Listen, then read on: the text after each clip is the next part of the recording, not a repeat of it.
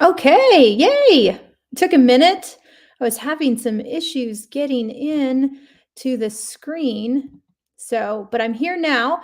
If you guys want to let me know, comment on Facebook that you're in, and then I will know as well that everybody is in. Comment. We're live. I got that now everybody's coming on. I can see we're finally getting some people in. So that's perfect. I'm super excited about today's topic. I attended a training with one of the great Tom Ferry coaches, Lynn Otlisky, and she talked a lot about 5 areas of finance and business planning. And I thought, man, there's so many agents I know that that they have money, they don't have money, and if they would just take some time to do some financial business planning and some backwards mapping of what they need and what that looks like, it could dramatically change their future. So that being said, I wanted to share that with you guys. So that's actually what I'm going to be working on with you guys. We're going to go ahead and jump in, and you can this is going to be on YouTube. So make sure if you're catching this live, if you want to go back, you can get the slides. Kelsey, our operations manager, always does a great job of making sure you guys have access to any of the resources that we're sharing. So those are going to be there. And then one of the reasons I love doing this class is because I always want to make sure that if you are in the Phoenix metro area and your business is not, where you want it to be, and you're interested in joining a team, we are absolutely hiring, looking for agents to join the team and to, help them reach their goals. So to learn more about the team, you can go to joinbighelper.com. Now, let's go ahead and jump in. So commission checks, right? You've oftentimes heard it as the roller coaster, right? I have money, everything's great. And then we stop doing all the things that we knew that we needed to do, which got us there. And then all of a sudden we have no money, and it's this up and this down and this up and it's this down. So we're going to talk about some of the areas of finance, and then we're going to backwards map and help you guys put yourself in a position to have better financial goals and better financial awareness. One thing I didn't put in here, and I think this would be a great follow-up topic, is some of the tools that we're using to track finances. In fact, I'd love to know, comment right now, what do you use to track your finances? Are you using something like Mint, Personal Capital? We bank with Bank of America, and so a lot of times Bank of America has this little pie graph that they share with us every single month that shows us kind of where we spend our money. We also use QuickBooks. What are you guys using right now to help you manage? So I see in the comments, QuickBooks, people are using QuickBooks. It's a great tool. Now, if you're not using something, this would be a good time to get something in place. So we're going to break down the 5 buckets of income, or the 5 areas of finance, however you want to talk about, however you want to put it there. We're going to go over what is your monthly net, or those monthly finances, both fixed and variable. We're going to go into the why, and savings, building future wealth, and taxes. Because one thing I can promise you is that you're going to have to pay taxes, so you might as well plan for it. So the first number that we look at when we are trying to put our finances in order is we're going to look at what is our personal expenses, right? So what does it cost me to run my life? To my mortgage payment, my car payments, insurance, I've got kids in sports, I've got utilities, all of that combined. What is your personal expenses?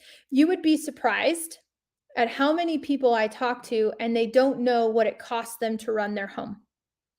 And that's scary to me, because how then do you know how much money you should be spending, right? If you don't know that number, I'm going to challenge you right now. How can you find out that number, right? Well, one thing I would highly recommend is that you go into your credit card statement, go into your bank statement. I know that long gone are the days, actually, some of you guys probably still do this. Long gone are the days where I would go through and balance my checkbook, mostly because I don't write checks anymore. I pretty much just use my cards, right? But we used to go through and balance our checkbook. I remember, I'm only 41, I'll be 42 next month, right? I remember as an 18-year-old, I would write a check and I would do the math, right? So write a check and you would just subtract. And then I always knew what was in my bank account. And I could also go through my checkbook and I knew what I was spending money on. A lot of us got away from that, myself included, because I just swipe my card now, right? So I'm not seeing that deduction coming out of my account. So understanding how much it costs to run your family each month is really important. The other piece of understanding your monthly finances is to know how much it costs to run your business, right? So what are some of our business expenses? Go ahead and list here in Facebook, like, or if you're on YouTube, what are some of the expenses that we should expect to see inside of our business each month? What are you doing? Any advertising? Are you in coaching, right? Do you have a coaching contract? Do you have a geographic farm? Do you have a CRM, right? MLS fees, that's a great one, right? MLS fees and all the other things that it costs to be a realtor. I often joke that you can $25 a month yourself into the negative, right? MLS, CE, HomeBot, yeah, you guys got it. There's all these things that you have. Now, I won't make you call yourself out, but have any of you ever bought something and then forgot to use it? And then who knows how many months go by, and all of a sudden you see that you've been paying for HomeBot for 6 months and you haven't been using it. Anybody guilty of that? Vulcan? Yeah, that's another one. Vulcan for your data. That would be a perfect one. Oftentimes I see people buy things because they have the intent that they want to use it. I love it. Facebook user that's going to cancel something right now. In fact, let's make it a goal, right? One of the goals of today's is that you are going to cancel something that you're not using, right? Like go look at that and just remember, hey, you know what? I'm paying for this. I'm not using it. I'm going to cancel it. Save yourself some money. And this is actually one of the important pieces of understanding how much do I have available to spend in a month? How much do I need, right? So this is number one. And the biggest thing I would say is if you're not taking the time to go in and look at what you're spending your money on, I won't name any names, but yesterday I had a coaching call with an agent that told me that they had no idea how much they were spending on eating out. The person told me that to the tune of probably someone's salary. When they were made aware by auditing their finances, they immediately made a change, right? Immediately made a change because they realized, oh my gosh, had I known that I was spending that much money on insert whatever it is, clothing, hair and beauty, purses, video games, whatever it is, right? We all have our own little things, eating out, coffee, whatever, right? I wouldn't have spent that much money.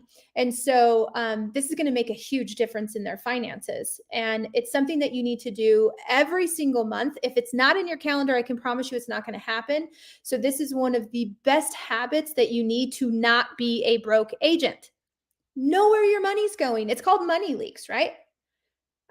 Kudos to the person that just canceled whatever they were spending money on and not using. So you want to do that both for your business and for your personal life.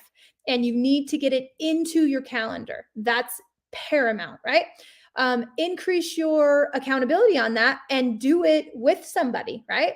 So if you have a coach, share it with your coach. If you are in a partnership, share it with your partner or your spouse, right? Don't just hide from your finances, make them front and center so that you can get your finances to work for you. That's one of the first steps to not being a broke agent. Okay, so number two, You so we're going to get that combined number. You saw you've got that. We're going to take that monthly number of both business and personal. We're going to times it by 12. That becomes our minimal acceptable yearly income. It's one of the first steps in our business planning that you're going to be looking to do. So the next thing is we've got to talk about your big hairy why. We've got to talk about, and this, I believe that right now, this is such a mission critical thing to get straight with, because I'm finding that I'm asking a lot of my coaching clients to do more than I've ever asked them. And it's way different than when it was COVID, right? When we were getting through COVID, it was different because the business was still coming. There were a lot of hard situations. Doing open houses, well, not being able to do, if you were in California, you didn't even do an open house for over a year and a half, right? And then all of those PED forms coming out of California, that was a nightmare. So, kind of depended on the state, but during COVID, it was really, really hard. And it's hard now for a different reason, right? In the Phoenix metro area, our market's down over 30%. Our listing success rate is now at 66%. Guys, in April, it was not the case, right? Q1 of this year, homes were still flying off the shelves. Money was still very cheap and buyers were plentiful. So the reason that we're taking time right now to figure out what is that big hairy why is because next week, when I tell you to get up and make your calls and you don't feel like doing it, you've got to have a better reason, right? You've got to have a better reason. Now, some of it can be great fun reasons, right? A trip to Europe, remodel your kitchen. Actually, on my vision board, if you guys were to see my desktop, it's my updated vision board for next year. I want to remodel my bathroom. I want to remodel my kitchen. There's things in there, right? Maybe you want a really nice bougie RV so you can travel. That's in my long-term vision, where I'm traveling with my grandchildren and we're, visiting all the national parks. Maybe you need to remove the fear of living paycheck to paycheck, right? Like, that's really important. So some of these things you're going to put a number next to, right? These are numbers. So for instance, if I know one of the ladies that's down, she's down a car, right? So, I need to buy a car. I have a daughter turning 16 next year, and there's a car in our future. It's definitely not going to be her dream car, people. It's going to be a starter car. I will tell you that. But, I'm going to have to budget for having another driver. Having another driver means that I'm also going to have having two teenage drivers, I'm going to have my insurance go up. We're going to have, different things. So you need to take time and figure out some fun whys, some motivational whys, some necessary whys as well. If you've got debt, you've got some other things, some trips that you want to take, put that money in there. So that way, you know how much money you need to achieve that, but also to keep yourself focused for when things get hard. Now, the other thing that you absolutely need is savings, right? You need to create savings. You need to figure out what is your safety net. Some people want, 3 months. Some people want a year. Your tolerance of risk is completely up to you. If you don't have any savings, right, you've got to have that emergency fund. If you follow Dave Ramsey at all, he talks about that first emergency fund. You've got to fund the emergency fund first. But we need to figure it out, right? What is your savings goal for next year, right? Or do you want to buy an investment property? Do you want to pay down your mortgage, or whatever it may be? But figure out what your savings goal is, because we need to factor that into the overall finance plan. And again, if you're not managing your money, I'm sure it's just going wherever it wants. When you manage your money, you can get it to work for you, and you'll be amazed at how you can grow your savings when you just pay attention. I'll give you a totally non-money related example. A lot of you guys know I've been on a health journey with my husband, Merrill. Merrill's lost over 150 pounds, which is just amazing. If you haven't seen him in person lately, you probably wouldn't even recognize him. But I remember working out at Orange Theory, and at Orange Theory, you wear this little band around, and it tells you how many calories you burn and how hard you've been working. And I remember it was like a very hard workout. I'd worked out so dang hard.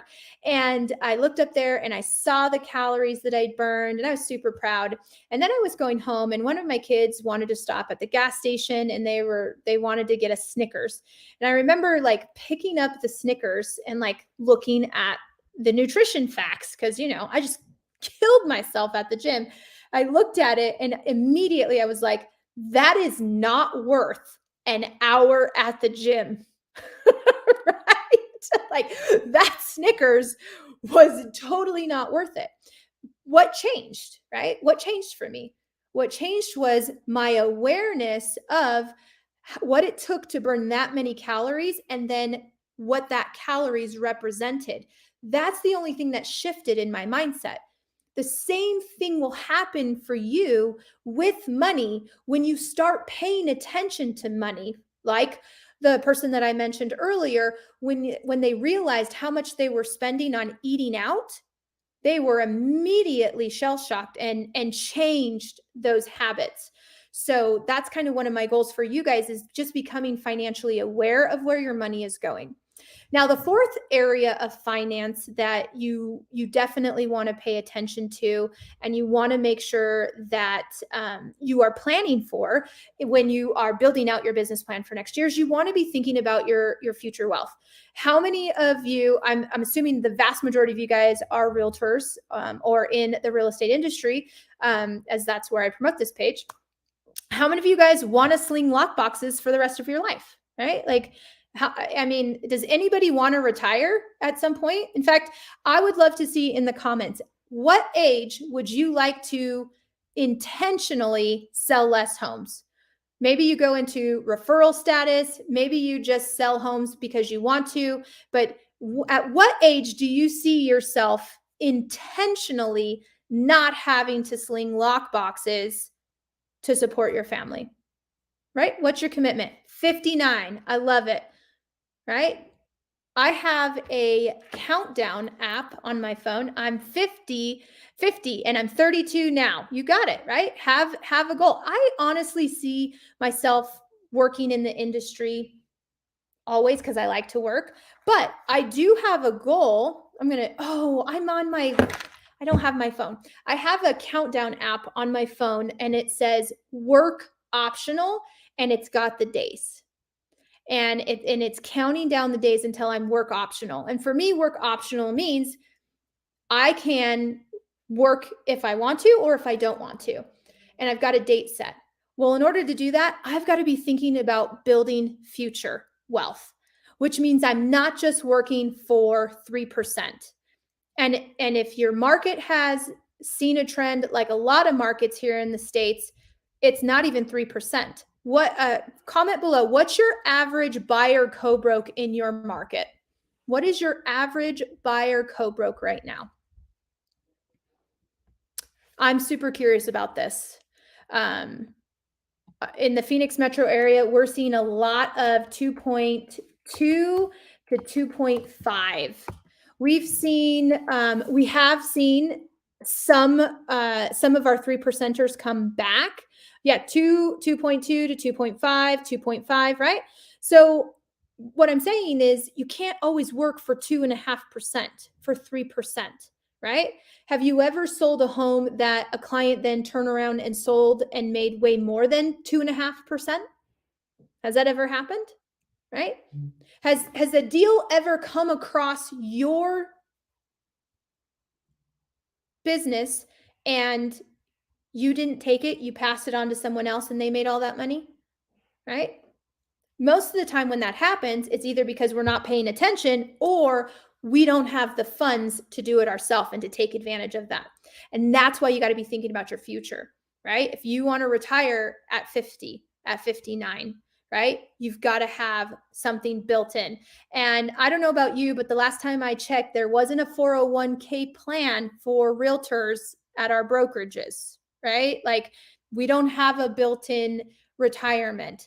And maybe your team and maybe you do have something, but you have to take a proactive approach to that. So the fourth part is thinking about your passive income and your retirement.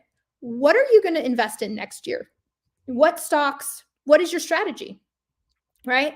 Do you have a Roth IRA? I am super embarrassed to admit that before I was 30, I had no idea what a Roth IRA was. I really didn't care. Like legitimately, I didn't care. And I didn't know anything about tax strategies, investment opportunities.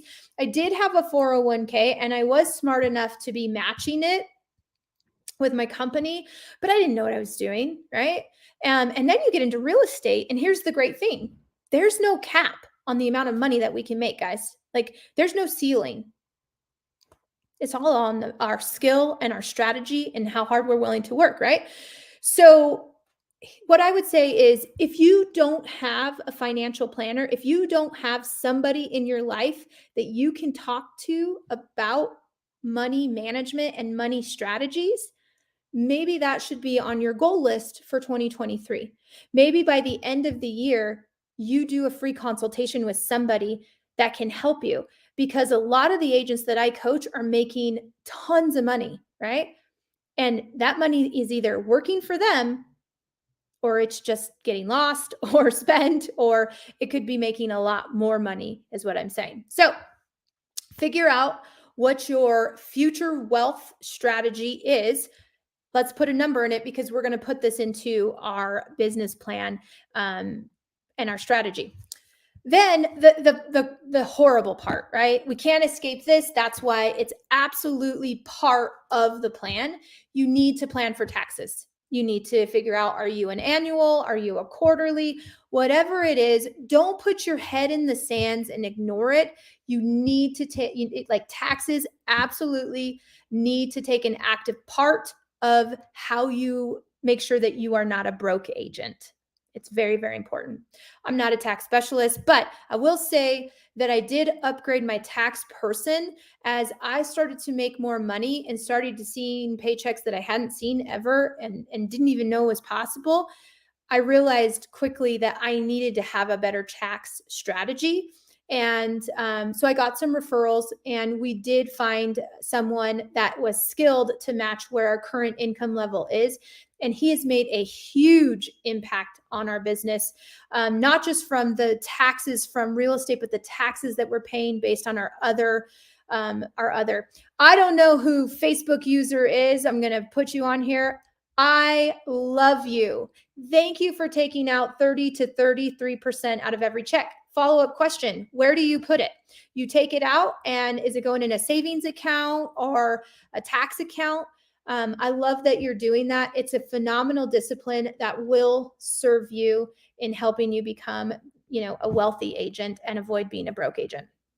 So make sure you have a good tax strategy, that you're planning for it, you're staying current, and he or she says it's going into a savings account, and that is the smart thing to do. I promise you, you will not regret doing that. Yay! It's Elisa. I love it. Are you an LLC? So that's a great question too. And I am a PLLC, but I could not tell you why I am a PLLC. It's, again, went to a tax person. They helped me structure my business, and also helped me put together our trust account to protect our assets, all of that kind of stuff. And I will tell you, it's also kind of embarrassing. But I share it because I don't ever want anybody else to, go through something bad. In 2020, we had the time. So we actually formed our trust. We formed all of our business LLCs and things that we needed to do. We had our real estate LLCs, but probably not until I was like 4 or 5 years in the business. Meryl and I were a mess. We were making money this is exactly what you don't want to do, guys. You don't want to do this, but we were getting paid in our names and then just depositing those into our personal checking account. I was paying for some things on my personal credit card, some on oh my gosh, it was all a mess. And we got with our coach, and our coach helped us, get things put together, which was really, really nice. And then from there, we moved into QuickBooks. And then from there, we upgraded our accountant. And from there, we upgraded our tax person, right? Like, as we got smarter with our money, we saw a definite change. So Taxes, we can't forget them. Okay, so we're going to take all of those things. We're going to take the minimal acceptable income, which is your personal and your business, right? And times 12. Again, these, you'll have access to these slides so you can go back and get the formulas. Then you're going to take your big hairy why, which is, are you remodeling? Do you need to get a second car for the family? Do you have a credit card that you really want to pay off and be debt free? Like whatever it is, that's the next one. Then you've got your savings plan. Again, investing in yourself, investing in your future. Then, that's savings protection. Then your future. Then, of course, you're going to add all of that up. I'm going to sneeze and I apologize. Sorry.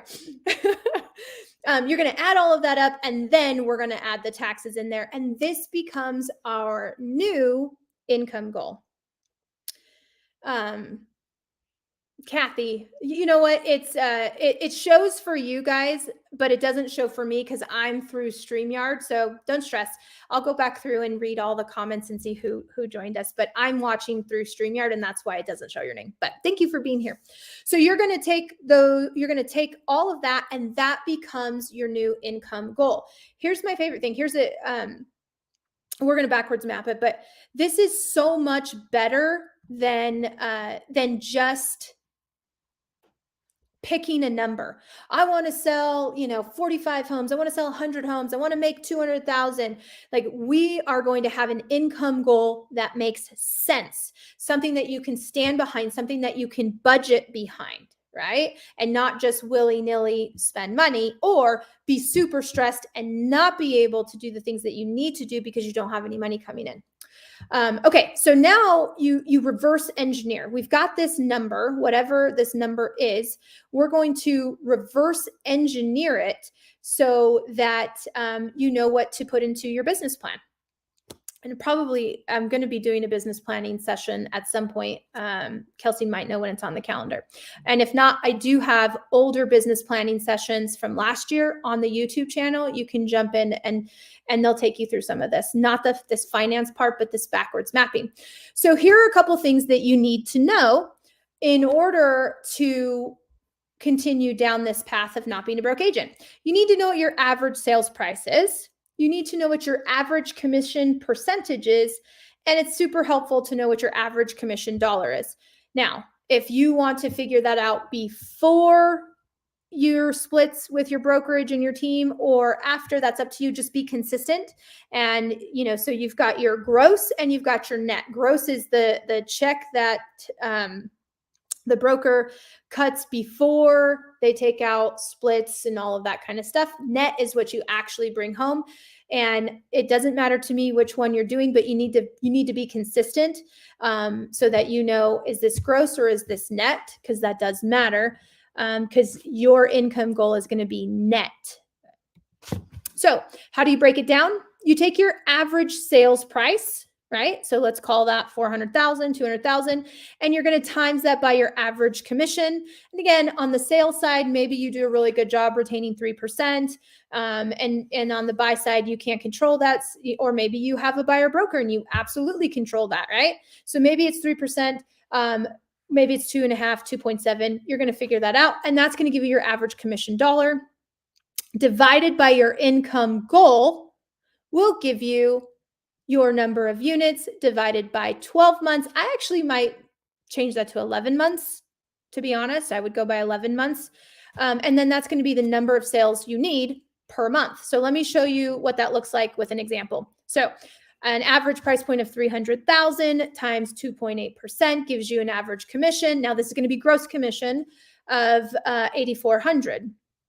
That gives you and your annual income goal is 192,000 divided by 8,400 gives you 23 units or about 2 units a month, right? And we do, that's a good slow and steady way to look at it. But this is basically how you backwards map an income goal into your unit goal. Obviously, if you're going to sell some higher homes, you're going to sell some lower homes. So just use that average and then maybe go by 11 months. So that way you can, accelerate your goal. And I would even say then, so here's something else to think about. if this is your goal, how many pending units should you have in December going into 2023, right? So if your goal is to sell 23 homes in 2023, how many pending units should you have going into 2023? Comment and let me know. What do you think?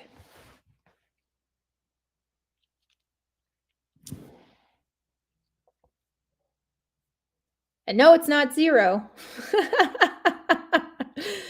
You're going to want 2 to 3 pending units going into the new year, right? Like you don't want to get into Tammy Sanderson, yay, she says 2. Absolutely. Like a minimum, right? Because we also know that the fallout rate is fairly high right now because of financing, right? So you're going to want to have at all times 4-ish pending, right?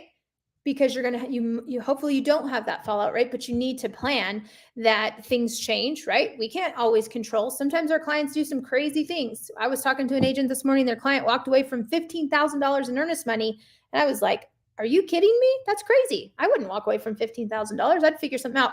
So when you're mapping together your income goal and you're looking at your unit goal, be thinking January. How many homes do I need to close in January to make sure that this happens, right? It's always the worst when you have a slow quarter one. So you definitely want to look at the seasonality as well if you have that in your marketplace and plan for that. Now, I'm not doing total business planning in this, but this is a big portion of how you understand. So actually, let me stay on this before I move on. So one of the reasons that you want to backwards map your income goal into units is because that is going to help you then decide the actions that you need to take. So what I would do next is I would actually go through and I would say, okay, how am I going to get this 23 units? What are the lead sources going to be? And then I would pick probably a minimum of 4, maybe 5, right? So we're talking past client center of influence or a database. Definitely should have an open house strategy. For sure should have an online strategy, right? Are you participating in Google? Are you participating in any other type of online lead generation, social media? And then probably something with a geographic farm, but there's also expireds for sell by owners. You could look at probate. You could look at, there's a lot of different lead pillars, networking, E&I, all of that, but you need to decide where's your business going to come from. And one of the things that I would do is I would look backwards to look forward. Where did your business come this past year? How many units did you do? And what were the lead sources? Here's the great thing. As you guys start monitoring how much money you're spending, right? You're going to then notice and say, oh my gosh, you know what? I've been buying XYZ lead source and I haven't gotten anything from this. Nothing, right? My ROI, my return on my investment is absolutely 0. Well, at that point, we can make some decisions. We probably should be dumping this lead source. I would also audit yourself, right? And legitimately say, okay, was I really working this lead source like I should be? How many times did I call the leads? How many emails? How many text messages? How many attempts before I just gave it up? Speaking to somebody the other day that was buying realtor.com leads that would call once, maybe twice. If they didn't get a hold of them, that was it. And my next question was, how's that working out for you? Because that is not the strategy that you use when you're working online leads. Conversion is its highest within that first 5 minutes, and then it goes down and picks back up after the 12th attempt. So calling once, calling maybe twice is not going to get you the maximum amount of conversion. But here's another one. Maybe you are putting all of your listings in some sort of print material, right? How many leads did you get from that print material? Those are all things that I would really be looking at as you continue into business planning. Again, got a little bit off the rails. This is not business planning. This is just finance planning. But the reason that the unit number is important is because now I'm going to figure out what activities I need to do. And if I know that I need to sell 2 homes a month, well, now how I make sure that I'm not a broke agent is all my activities is aligned with, I just need to get, I need to close 2 a month. I need to get 3 more under contract, 4 more under contract. Like, you're very, very focused, which I believe is also very helpful. Sometimes it can be daunting to say, oh, I need to get 23 units this next year, when you can just say, I just got to get, 2 to 3 more deals under contract this month. Okay, that's very, very doable versus that daunting 23. So now you can YouTube, like Google this, but if you click on the link, it's going to take you to one of my favorite Tom Ferry videos. As you guys know, I'm a massive Tom Ferry fan. I'm a disciple, if you will. I drink the Kool-Aid and I love it. But one of the things that my mentor and coach Tom taught me was how to manage money. And that's why I'm passing it on to you. This video on YouTube breaks down how you can set up your bank accounts. It's not very long. It's super, super helpful. So make sure you click on this link, watch this video, do yourself a favor so you can stop that cycle of living paycheck to paycheck. But most importantly, like, my main goal is for the person that, saved themselves some money. That's great. My goal for you guys is stop ignoring your finances, pay attention to them, get it in your calendar right now. When are you going to be reviewing your personal and your business finances? When are you going to make decisions? In fact, before this call, I was on a call with my mastermind, and my good friend Treasure Davis, she looked me right in the eyes through Zoom and she says, what are you cutting? And I was like, right? Because she and I know that right now, with the way business is, we're going to be lean. We're going to look at all of our lead pillars and we're going to make sure that's performing. And she basically said, if I went back and looked at my notes, she says, Christy, if it's not revenue generating, cut it. I was like, okay, I need to do that. Right. And that's my same challenge to you. If you're not using it, cut it. If it's not generating revenue, cut it. If you haven't seen an ROI from it, cut it. Right. You are looking to make as much money as possible and keep as much of it as possible. And if you are looking at those 5 areas of finances, I know that you'll be able to do that. Watch Tom's video. It's absolutely good. And then do me a favor. I started a Google business page because my coach told me that's a smart thing to do, and I do believe that. So scan this QR code or just Google Christy Jenks, real estate agent and coach. I would greatly appreciate it if you left me a Google review. I only have 4, and Google has this thing that you need to have a minimum of 5. So I would love to have 5. And as always, I appreciate you guys taking the time to be here on this Friday with me. I've got some great content lined up for quarter 4. And if you have more questions about these things, feel free to shoot me a DM through Instagram or Facebook. I'll get back to you. My phone is broken right now, but I have my computer, so please reach out to me. And the resources can be found at christyjenks.com. And if you know anybody that's looking to join a team in the Phoenix metro area, please send them my way. They can go to joinbighelper.com. And if we're not connected on social, please slide into my DMs, right? You can find me on Instagram or Facebook at Christy Jenks or at The Resilient Realtor. Have a great Friday. Go sell some homes and cut the fat, you guys.